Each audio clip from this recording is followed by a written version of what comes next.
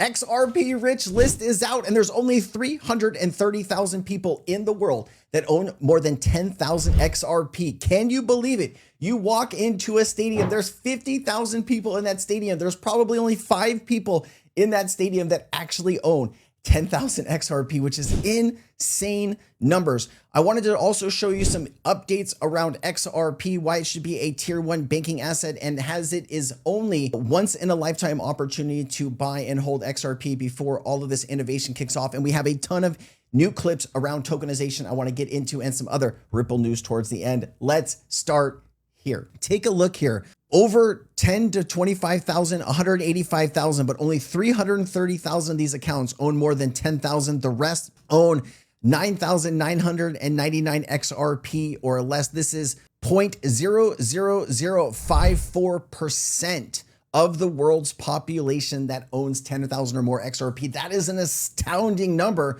but it is growing month over month. It is important to enjoy the process. Remember that you will never experience anything like this in your life again.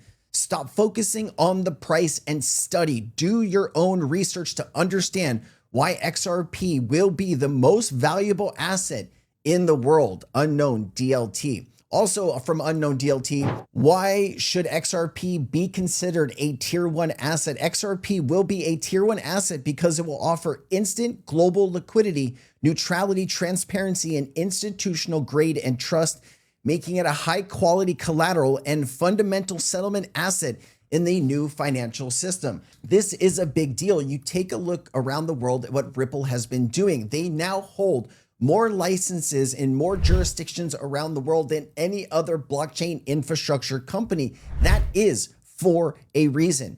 T+0 settlement is closer than people think. I'll leave you to imagine the price of a digital asset that will act as the main hub for settling trillions every day for the next 80 years. XRP is an opportunity of a lifetime. You will never experience anything like this again.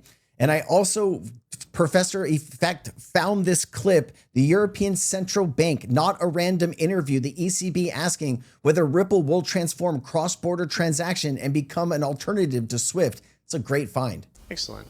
And now there's hardly any fintech ranking without Ripple. Ripple itself partners with numerous banks, and more than 100 financial institutions have joined Ripple's blockchain networks. Many of the live deployment and pilots currently focus on cross-border payments.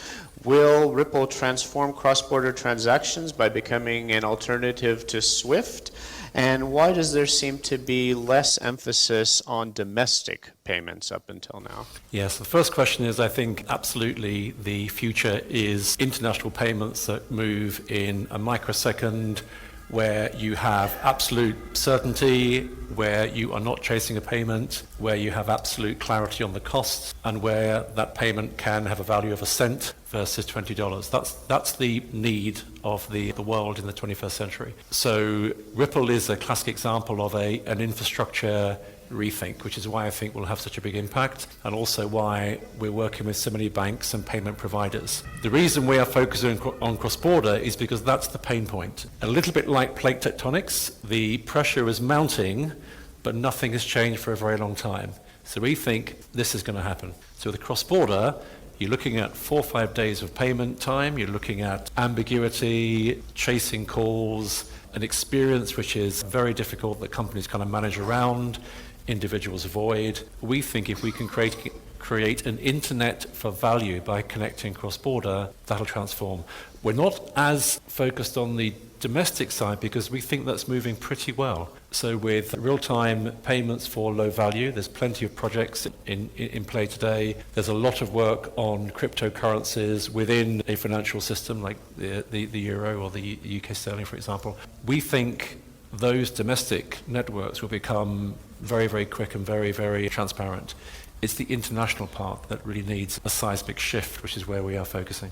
It's the international part that is going to need a neutral bridge asset to help that value move instantaneously. All right, looks like we are going again. This is Friday, 2 hours left, about 17.14 million in ETF volume, and then getting closer, 1 hour left. We're at 20.73 million. We did have momentum, almost having inflows every single day for almost 60 days, but 21 shares sold a ton of XRP that they claim to have overbought and broke the streak. I don't know if that was on purpose, but that is a pure tragedy. We were going to approach Bitcoin's record of 71 to 72 days of inflows, and that is now completely off the table. Rough, rough, rough.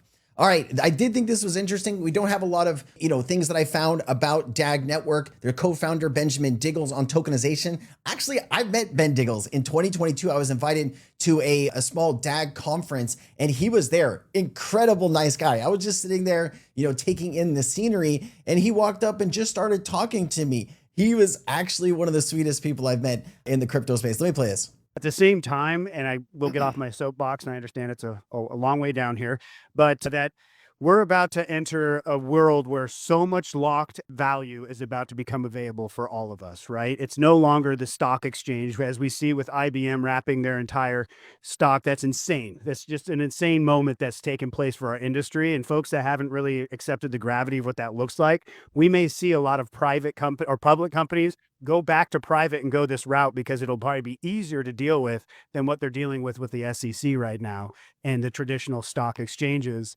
But what's so awesome about things like what Proppy's doing, I want to hand it over to you because I know what you're working on is super awesome, is that whole industry is like so Luddite back in like the Middle Ages that it requires some smart thinkers like you to step in, battle these hard regulations, and find a way to unlock this value for every homeowner, condo owner that lives out there, which is at the same. Tokenization will open up new avenues for everyday investors to participate. Right now, if you're trying to buy a home, you need to have 20% down or 10% down, depending on what your credit looks like or how much money that you make.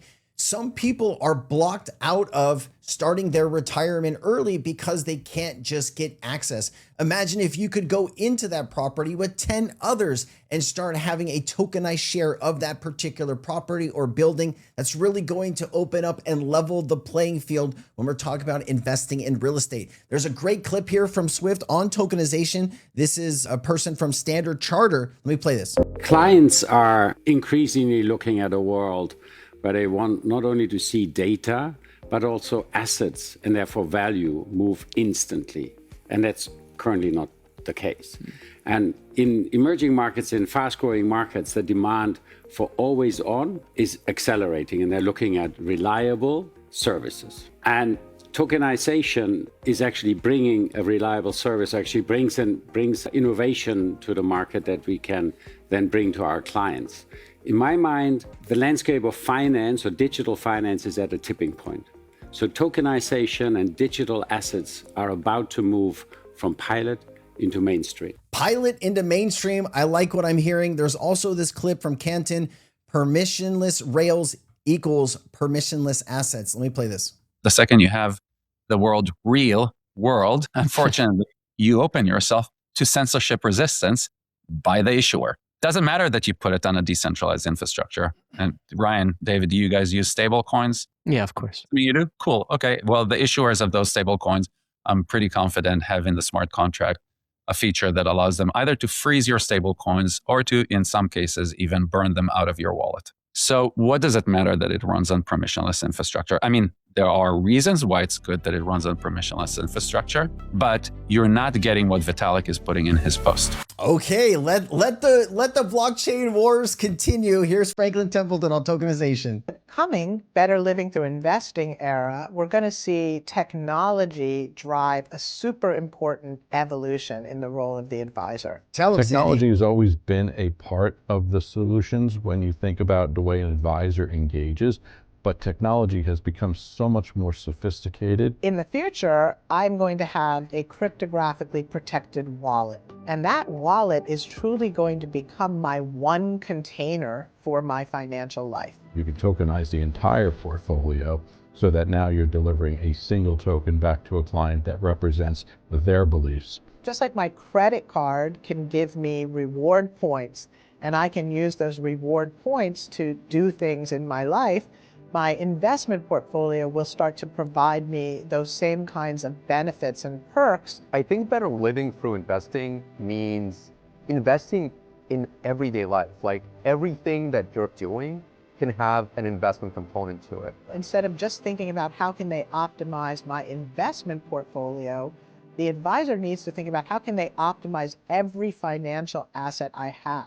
Man, Franklin Templeton's been at the corner of innovation for quite some time. I did want to throw this on. I know a lot of people have been asking me about Canton Network. They do have a lot of news and information. This is some information about their validators, their coin supply, initial here market cap, daily fees. They are buying back and burning some tokens. I do think this is going to be a steady upstream for people finding out about Canton and going into it. I just didn't like how they initially sold the token. It was really for insiders and OT. You can only buy it on OTC desks, but now they're trying to build a community around the token, and there's some information on it. All right, we did cover at length two big announcements today. We saw BNY and Ripple make this announcement today. Our partners at BNY launched tokenized deposit services for institutional clients, bringing the promise of digital assets directly into the banking system. With Ripple Prime as an early adopter, we're proud to expand our longstanding strategic collaboration with BNY. If you're watching this video, I've already done a complete deep dive into all of this, and it is a big deal for our LUSD, XRP, and Ripple. Go watch that video. It would come out on Friday, midday, early morning. The second video on Friday, or the third video. Oh my God, third video. The second video on Friday was about Ripple's new licensing in the UK. The FCA gave them approval for the EMI license, and this is going to unlock Ripple to work with banks and corporates in the UK. In 2024, 9 out of 10 applicants for this license were denied. So Ripple is one of only a few companies globally, especially blockchain infrastructure companies, that currently has this license. I covered this in the second video. I covered this in the third video. So this is probably coming out on Saturday. Go back and watch those videos if you haven't. There is a ton of great information, and we covered that exactly when it happened, which was yesterday. All right, guys, I'll leave it there. Thank you so much for being here. If you got any value, like, share, leave a comment down below. I'll see you next time.